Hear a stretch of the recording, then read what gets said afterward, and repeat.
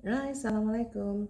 Hari ini saya coba untuk sharing pengalaman yang agak tidak mengenakan ya. Barangkali ini bisa menjadi pembelajaran dan kita bisa diskusikan apa penyebabnya dan apa solusinya gitu ya.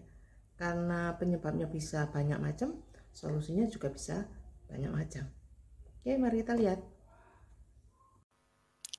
Perlu saya perjelas dulu, pengusaha di sini yang dimaksud adalah pengusaha kecil, mikro ya, dengan produk yang baru satu atau 2 ya. Jadi ini, betul-betul seperti saya sekarang yang sedang sedikit merintis usaha.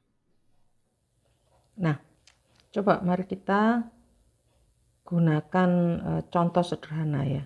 Misalkan ini, biasanya kan gini, misal, memproduksi kue, modalnya 60.000 ya, anggaplah sudah dihitung modalnya. Modal 60.000 misalkan. Kemudian jumlah kue yang berhasil didapat, misalkan jumlah kue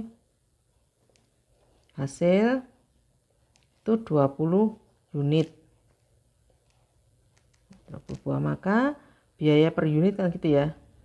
Biaya per unit adalah 60 bagi 2, 3.000.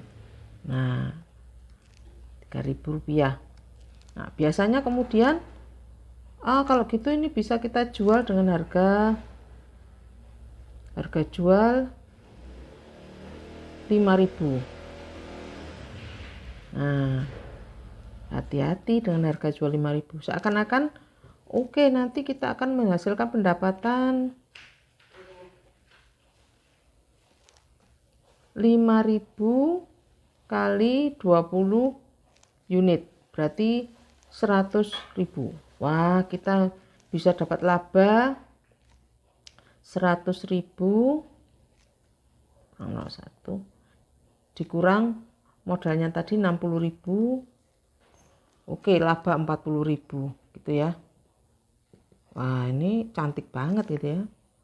Tapi kenyataannya jangan lupa ya, kenyataannya yang sering membuat para pengusaha kecil nyesek gitu ya, bahwa 20 buah ini belum tentu laku semua.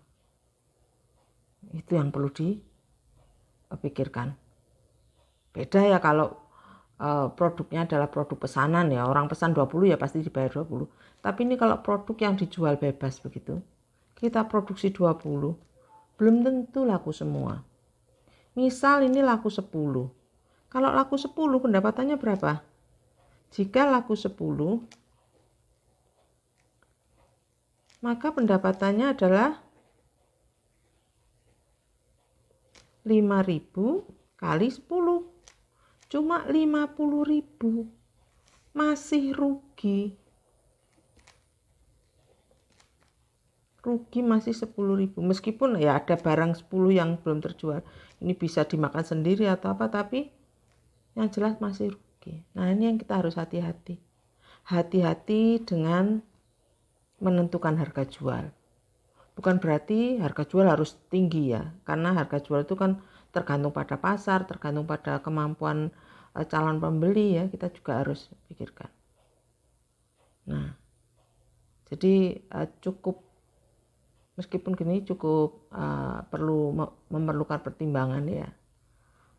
Kalau laku 10 ini hanya sebentar, misalkan besok jadi laku banyak lagi, mungkin masih nggak masalah, memang bisnis naik turun. Tapi kalau terus-terusan banyak yang tidak laku, ya harus dipikirkan cocok nggak produknya, ya. Apakah produknya itu memang layak untuk dijual atau tidak ya. Kadang-kadang produk itu kelihatan viral di mana-mana pun di daerah kita nggak laku, kadang-kadang seperti itu. Ya, ini pengalaman juga sih. Tapi intinya adalah kita perlu menganalisis betul apakah produk kita laku atau tidak. Bukan hanya produksi aja terus tanpa dipikirkan kelanjutannya. ya. Nah, solusinya bagaimana? Kalau menurut saya ini ya tergantung penyebabnya apa ya. Ya bisa jadi karena produknya, kalau itu produk masih baru ya mungkin belum dikenal ya kan. Atau produknya kurang pas, kurang enak, kurang besar, kurang macam-macam ya. Kadang-kadang tidak cocok antara produk dengan harga misalkan. Atau kalau pakai cara pengusaha besar perlu promosi ya. Sekarang ini promosi itu istilahnya mengenalkan produk. Ya. Saya kira teman-teman pengusaha punya banyak pemikiran juga. Silakan kalau ada komentar tambahan, masukan, ini juga menjadi pembelajaran bagi saya. Oke, sekian dulu. Terima kasih. Wassalamualaikum warahmatullahi wabarakatuh.